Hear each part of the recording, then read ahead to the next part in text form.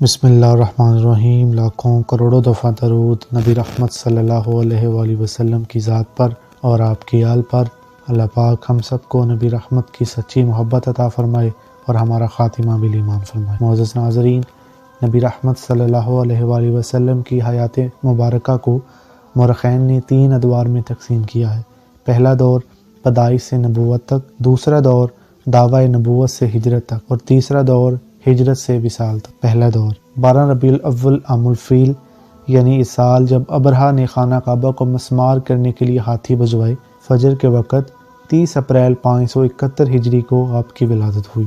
آپ کی والدہ کا نام آمنہ تھا اور آپ کے والد کا نام حضرت عبداللہ تھا۔ آپ کی ولادت عادل بادشاہ کسریٰ نوشیروان کے عہد میں بیان کی جاتی ہے۔ دائی حلیمہ نے آپ سرکار کی پرورش کی۔ حلیمہ کے خاوند کی کنیت ابو کبشہ تھی۔ 4 سال آپ سرکار حضرت حلیمہ کے پاس رہے۔ 6 سال آپ کی والدہ آپ کو اپنے ننیال مدینہ میں لے کر گئیں، لیکن مکہ اور مدینہ کے درمیان ابوا جگہ پر وفات پا گئی۔ یہ مکہ اور مدینہ کے درمیان ایک بستی ہے۔ تب ایمن نے اپنی گود میں حضور کو لیا اور دادا نے کفالت فرمائی۔ 8 سال کے تھے کہ دادا حضرت عبدالمطلب خدا کو پیارے ہو گئے اور چاچا حضرت ابو طالب نے آپ کی پرورش کی ذمہ داری سنبھالی۔ 9ویں سال میں تھے کہ آپ کے چاچا آپ کو شام کی طرف لے کر گئے۔ اس سفر میں بحیرہ نامی راہب نے اپنی مقدس کتاب کی روح سے یہ بتلایا کہ عرب میں ایک نبی کا ظہور ہونے والا ہے۔ آپ کی عمر کے 20ویں سال میں قریش اور کیس کے درمیان حرب الفجار، نخلا جگہ پر جو طائف اور مکہ کے درمیان ہے، جنگ شروع ہوئی۔ یہ جنگ بالآخر صلح پر ختم ہوئی۔ 25ویں سال آپ سرکار دوسری بار شام تشریف لے گئے۔ اس بار حضرت ختیجہ بنت خولید کے تجارتی سامان کو لے کر گئے۔ حضرت ختیجہ رضی اللہ عنہا نے آپ کے صدق اور امانت کی شہرت کی بنا پر آپ سے درخواست کی کہ اس سفر میں میسرہ نامی غلام بھی آپ کے ساتھ تھا۔ اسی سال حضرت ختیجہ رضی اللہ عنہا نے آپ کو شادی کا پیغام دیا اور آپ کی شادی حضرت ختیجہ رضی اللہ عنہا سے ہوئی۔ 35ویں سال سیلاب نے خانہ کعبہ کو گرا دیا۔ چنانچہ قریش نے جب اس کو تعمیر کرنے کا ارادہ کیا تو آپ بھی اس تعمیر میں شریک تھے، اور جب حجرہ اسود رکھنے کے اعزاز کی وجہ سے مختلف قبائل میں جھگڑا ہوا تو آپ نے ہی ثالثی کی تھی۔ آپ ہی کے حسن تدبیر سے جھگڑا ختم ہوا۔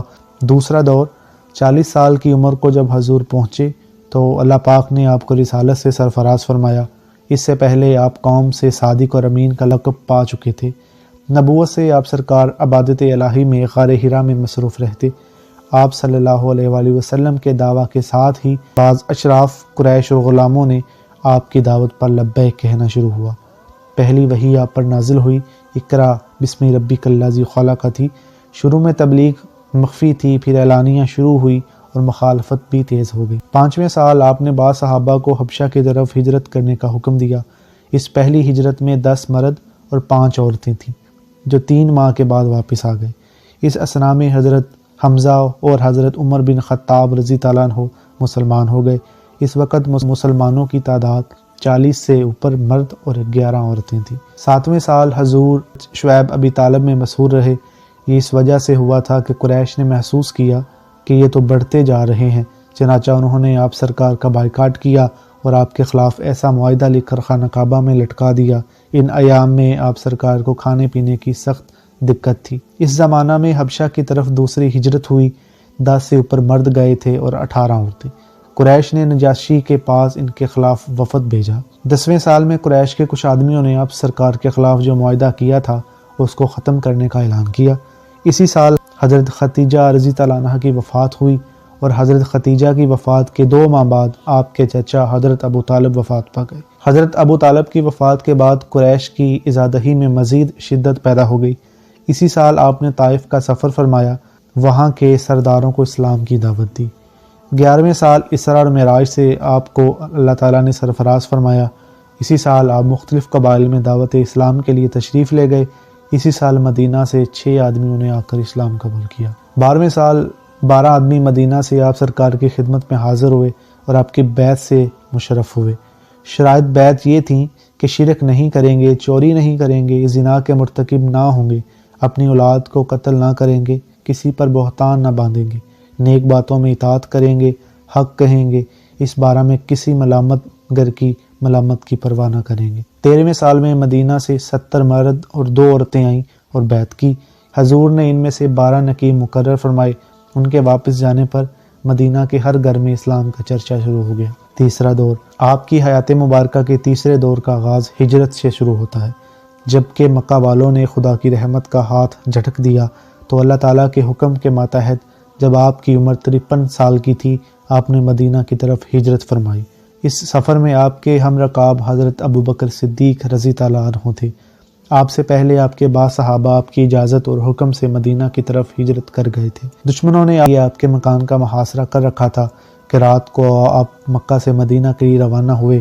3 رات غار ثور میں رہنے کے بعد 12 ربیع الاول کو آپ صلی اللہ علیہ وسلم مدینہ میں وارد ہوئے۔ اس سال قباء میں مسجد کی تعمیر ہوئی، جسے قرآن نے کہا ہے یہ وہ مسجد ہے کہ جس کی بنیاد تقویٰ پر کی گئی۔ آپ نے 22 دن تک قباء میں قیام فرمایا۔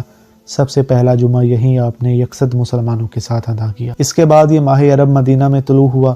انصار نے ہتھیار بند ہو کر آپ سرکار کا استقبال کیا، عورتیں اور بچے بھی تھے۔ مدینہ میں آ کر آپ نے مسجد تعمیر فرمائی اور اذان شروع ہوئی۔ آپ کے آنے کے ساتھ یہود کے سینوں میں بغض اور حسد کی آگ بھڑکنا شروع ہو گئی۔ ادھر کفار قریش کفے افسوس ملتے تھے کہ حضور زندہ بچ کر نکل گئے، اور جب دشمن نے تلوار بے نیام کی تو خدا کی طرف سے آپ کو اذن قتال ہوا۔ چنانچہ پہلا دستہ آپ نے جو بھیجا وہ آپ کے چچا حضرت حمزہ رضی اللہ عنہ کی سرکردگی میں قریش کے قافلہ کی سرکوبی کے لیے تھا۔ قریش کا منصوبہ یہ تھا کہ اس تجارت کے نفع سے مسلمانوں کے خلاف جنگ کی تیاری کی جائے، لیکن مقابلہ کی نوبت نہ آئی اور مشرک بھاگ گئے۔ ہجرت کے دوسرے سال غزوہ ودان پیش آیا۔ حضور نبی اکرم صلی اللہ علیہ وآلہ وسلم 60 آدمیوں کے ساتھ قریش کے قافلہ سے مٹبھیڑ کے لیے تشریف لے گئے، لیکن قافلہ گزر چکا تھا۔ اسی سال غزوہ بوات پیش آیا۔ حضور 200 مہاجرین کو لے کر نکلے، لیکن اب بھی آمنا سامنا نہ ہوا۔ غزوہ عشیر بھی اسی سال پیش آیا۔ 250 مہاجرین کو لے کر حضور روانہ ہوئے۔ قریش کے قافلہ کی قیادت ابو سفیان کر رہا تھا، لیکن مقابلہ کی نوبت نہ آئی۔ اسی سال بدر اولیٰ کا واقعہ پیش آیا، جسے غزوہ سنوان بھی کہتے ہیں۔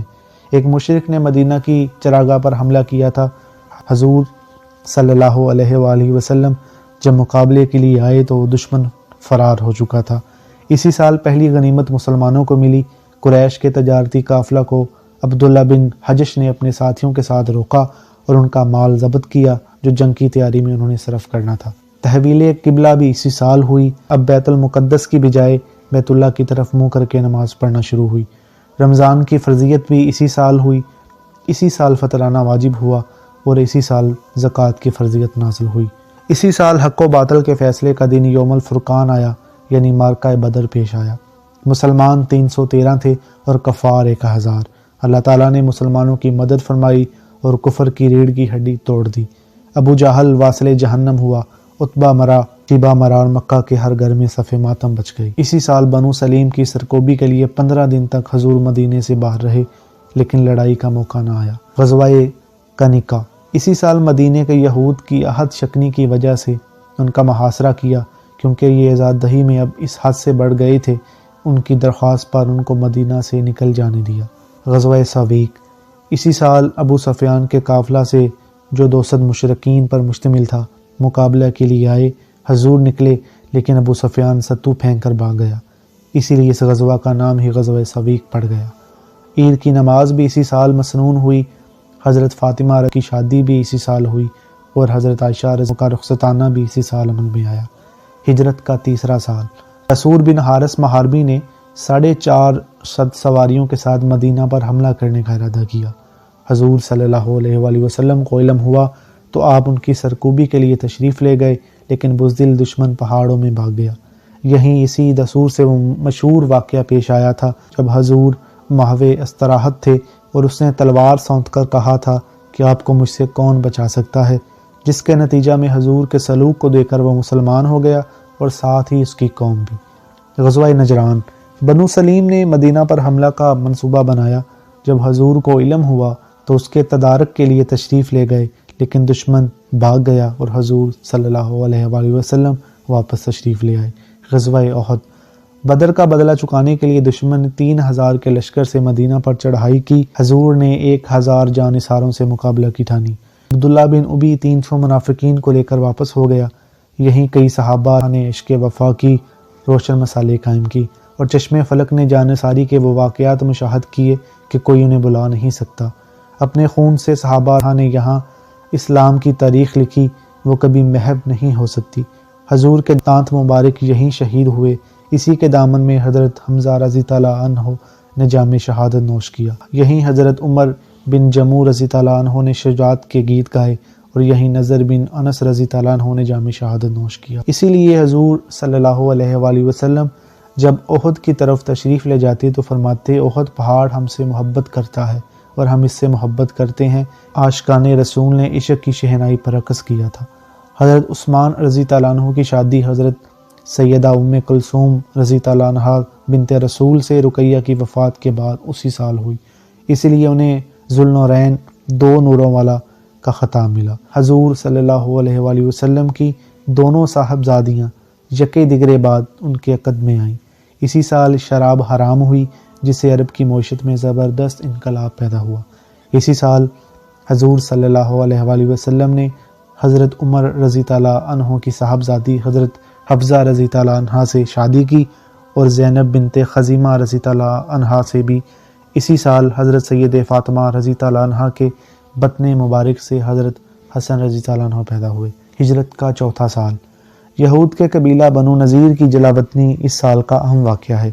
غزوہ ذات الرقا، نجد کے قبائل بنو محارب اور بنو سلبہ نے مسلمانوں کے خلاف لڑنے کا ارادہ کیا۔ 700 مسلمانوں کے ساتھ حضور تشریف لے گئے، لیکن دشمن بھاگ گئے۔ ابو سفیان نے مدینہ لڑائی کا پیغام بھیجا۔ حضور صلی اللہ علیہ وسلم نے 1500 مسلمانوں کو روانہ کیا، لیکن ابو سفیان کو مقابل پر آنے کی جرأت نہ ہوئی۔ حضرت زینب بنت خزینہ رضی تعالیٰ کی وفات بھی اسی سال ہوئی۔ حضرت حسین رضی تعالیٰ عنہ اسی سال پیدا ہوئے، اور حضرت ام سلمہ رضی تعالیٰ عنہ سے حضور کی شادی بھی اسی سال سے ہوئی۔ حضرت زید بن ثابت رضی تعالیٰ عنہ کو اسی سال یہود سے لکھنے پڑھنے کی حضور نے تاکید فرمائی۔ ہجرت کا 5واں سال، ہجرت کے 5ویں سال میں غزوہ دمت الجندل پیش آیا، وہ دشمن مغلوب ہوا اور بھاگ گیا۔ غزوہ بنی مستلق، اس میں ایک مسلمان شہید ہوا اور 10 کفار مارے گئے۔ حارث سردار کی بیٹی برہ سے حضور نے اس موقع پر شادی کی اور اس کا نام حضرت جویریہ رکھا۔ اسی سال قبیلہ یہود کے فتنہ کا سدباب ہوا۔ اسی سال متنبہ کا ابطال ہوا اور آیت خاتم النبیین نازل ہوئی۔ آیت حجاب بھی اسی سال نازل ہوئی، یعنی پردے کا حکم بھی اسی سال ہوا۔ حج کی فرضیت بھی اسی سال ہوئی۔ ہجرت کا 6واں سال، اس سال غزوہ بنو لحیان واقعہ ہوا۔ 200 سوار بجوائے گئے، لیکن بنو لحیان بھاگ گیا۔ غزوہ غابطہ، عتیبہ بن حسن نے بیت المال کے چرواہن ابی ذر کو قتل کیا اور اونٹ چھین کر بھاگ گئے۔ اس سال صلح حدیبیہ کا مشہور واقعہ پیش آیا۔ حضور سرکار صلی اللہ علیہ وآلہ وسلم 1400 صحابہ اکرام کے ساتھ عمرہ کے لیے روانہ ہوئے تھے، لیکن کفار نے عمرہ کرنے سے روک دیا۔ آخر معاہدہ طے پایا، جس کی 5 شقیں تھیں، یہی بیت الرضوان ہوئی تھی اور سورہ فتح نازل ہوئی تھی۔ بادشاہوں کو اسی سال تبلیغ خطوط لکھے، اور حضور نے مہر کے طور پر چاندی کی انگوٹھی بنوائی، جس کا نقش تھا محمد رسول اللہ صلی اللہ علیہ وآلہ وسلم۔ کیسر و کسرا کو تبلیغی خطوط بھی لکھے گئے۔ ہجرت کا 5واں سال، اسی سال غزوہ خیبر پیش آئی۔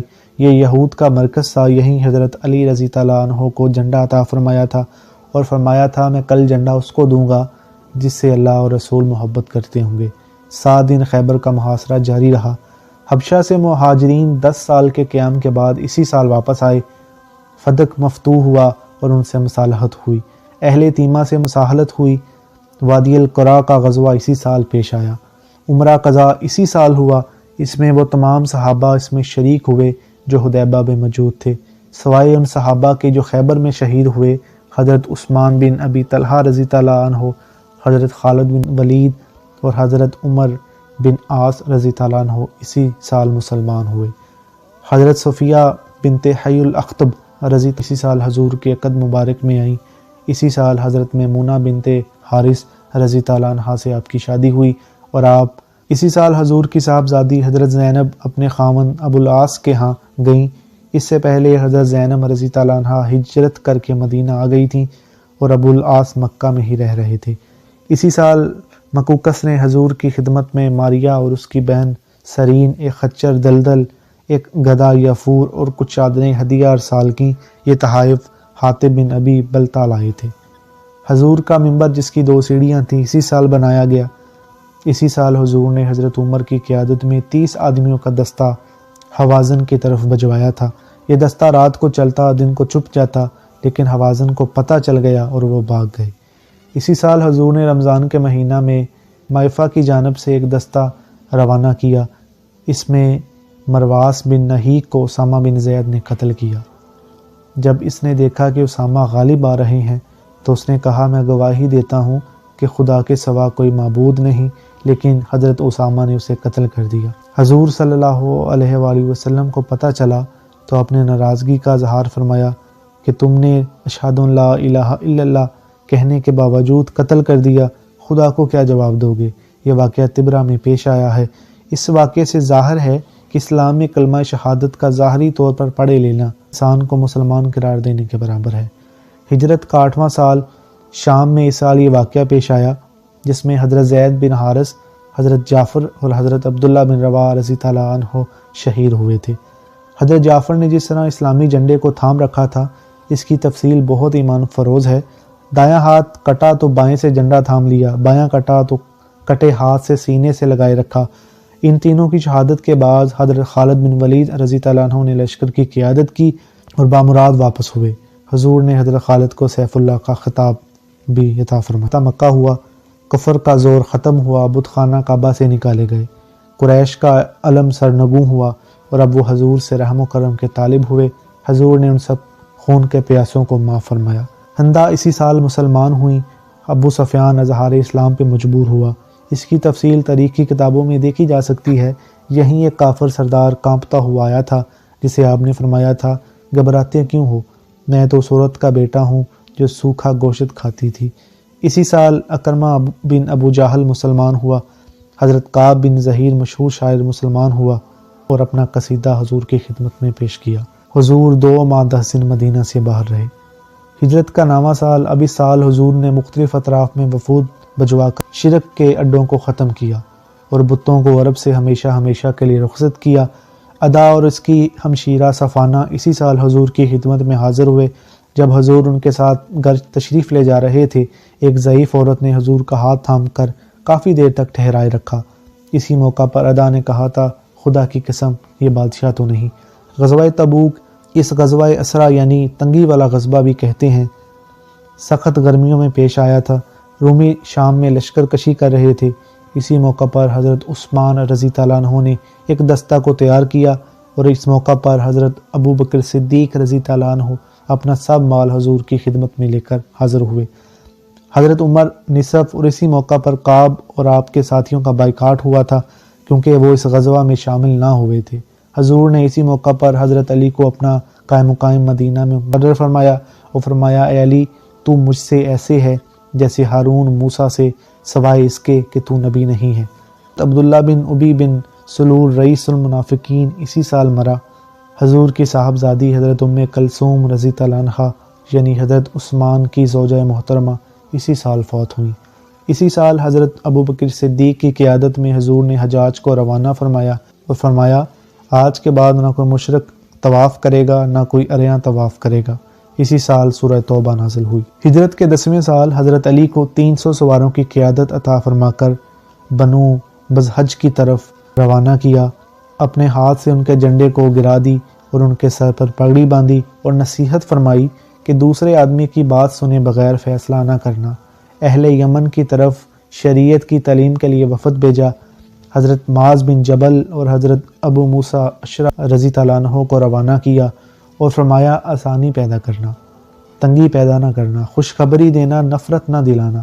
حضرت معاذ رضی اللہ عنہ حضور کی وفات تک یہیں رہے، لیکن حضرت ابو موسیٰ حضور کو مکہ میں آ ملے جب حضور حجۃ الوداع کے موقع پر تشریف لے گئے۔ حجۃ الوداع یہ حضور کا آخری حج تھا جسے حجۃ الوداع کہتے ہیں۔ عرفہ کے میدان میں حضور نے وہ عظیم خطبہ ارشاد فرمایا جس میں فرمایا تھا، اے لوگو، شاید اس کے بعد تم مجھے نہ دیکھ سکو۔ یہی انسانی حقوق کا منشور عطا ہوا تھا جس میں تمام بنی نوع انسان کو مساوات کا درس دیا گیا۔ یہیں حضور نے فرمایا، اے لوگو، کیا میں نے تبلیغ کا حق ادا کیا؟ حج کے بعد حضور مدینہ تشریف لائے۔ حضور کے صاحبزادے حضرت ابراہیم اسی سال خدا کو پیارے ہوئے۔ ہجرت کا 11واں سال، حضور نے حضرت اسامہ بن زید رضی اللہ عنہ کی قیادت میں لشکر تیار کیا کہ اپنے والد حضرت زید رضی اللہ عنہ کی موت میں شہادت کا بدلہ لیں۔ اس لشکر میں حضرت ابو بکر صدیق، حضرت عمر، حضرت ابو عبیدہ اور حضرت سعد رضی اللہ عنہ بھی شامل ہوئے۔ اب وہ مقدر وقت آ چکا تھا۔ خدا کے رسول، مسلمانوں کے محبوب اور محب نے خدا کی رفاقت کو ترجیح دی۔ بلاوا آ چکا تھا۔ نبی رحمت صلی اللہ